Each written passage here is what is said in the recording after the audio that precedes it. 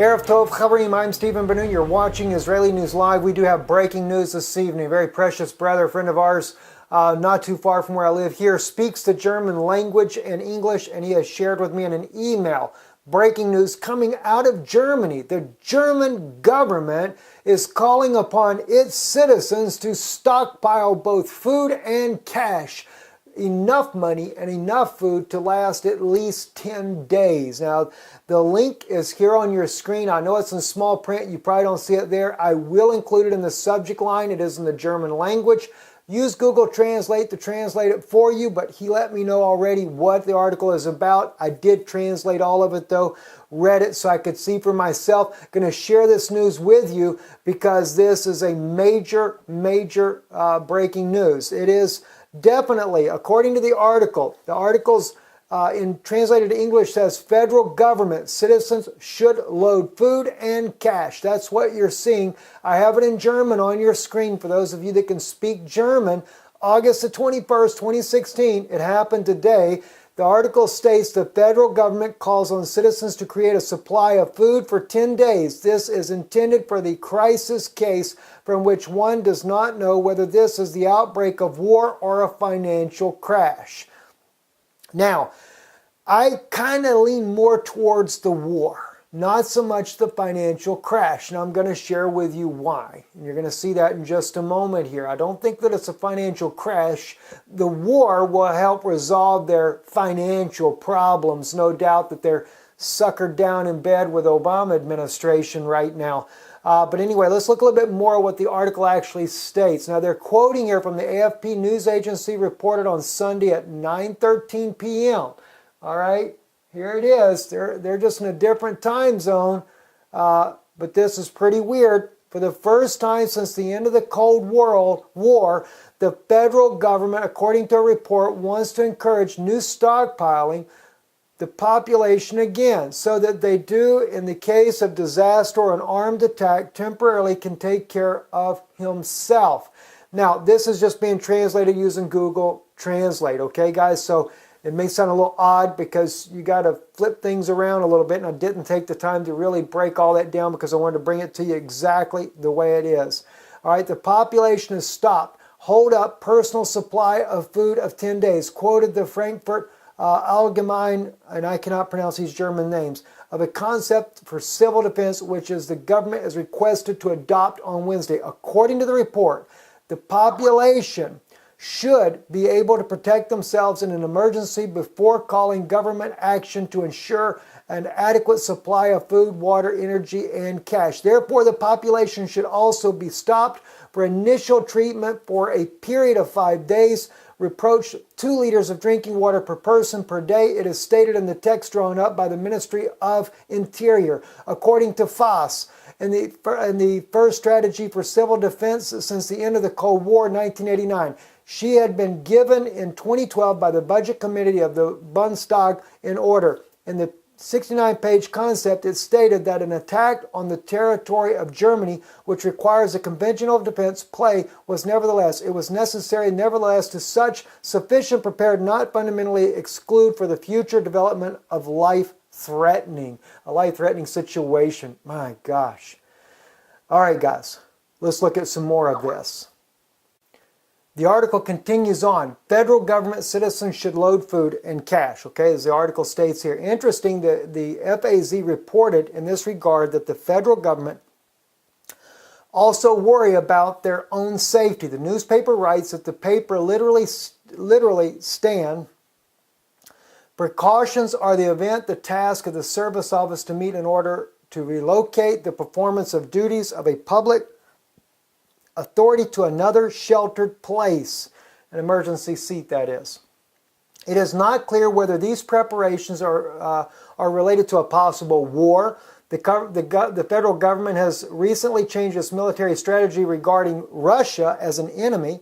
NATO considers Russia an attack on NATO territory possible. Therefore, NATO wants the U.S. and the EU also to defend outside their own territory.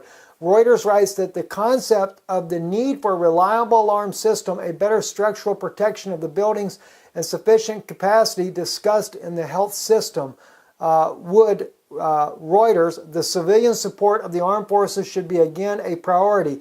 These include modifications to the traffic steering when the Bunwire must relocate combat units. So again, it does seem like they're preparing for war. Let me just show you here, and I'll make sure we're not too loud on our volume here as we're going along here. Russia here, of course, they're in Crimea. Russia has been doing military drills, landing, etc., preparing for possible conflict.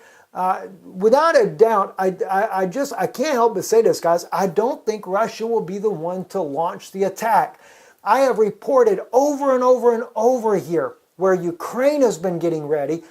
If you remember, Erdogan and Ukraine, Petro Poroshenko, had already worked a deal in taking back Crimea. This was news we broke back, I believe it was in March. Guys, and I'm not the only one. I did find another source for that today, so I'm not the only one that has reported that type of news there. But we've shown how that everything has been instigated by Kiev, by Ukraine, and I don't think it's just Ukraine by itself. I had one guy write me a comment. It's not Ukraine. He said it's the United States that's pushing our people. I agree with that. It is NATO and back in there. And NATO is also pushing, more so the Obama administration is pushing the German government into fighting a war, whether they want to or not, whether their citizens are behind it or not. And that's exactly what we see. Again, and even in this clip here, this is Ukraine forces there moving down to Crimea. Russia is digging in. They're preparing to be a defensive force. The other way around, though, with Ukraine, they're preparing an offensive attack. The United States has used mercenary forces, hired military to come in, like we see with Blackwater, etc., to fight battles. That's what's been going on in Ukraine as well. But it's not just Ukraine that is the sticking point or the place that would ignite this war. Let me just remind you guys of something that you may very well remember anyway, and that's this young man on your screen now, the Jewish young man there who states here in his near-death experience. This is Nathan, the young man. He speaks about when he had been, according to a doctor, from what I understand, the doctors stated there was enough evidence there that he'd actually died or he had a seizure, whatever the case may be, but it appeared that he was dead for 15 minutes. He comes back. He talks about all kinds of things, but one of the main things that he speaks about was a war that's going to break out, two different wars. One called Gog of Magog, where he says Gog will come down and will attack Russia. Well, you know, the weird thing is he said that Obama is Gog.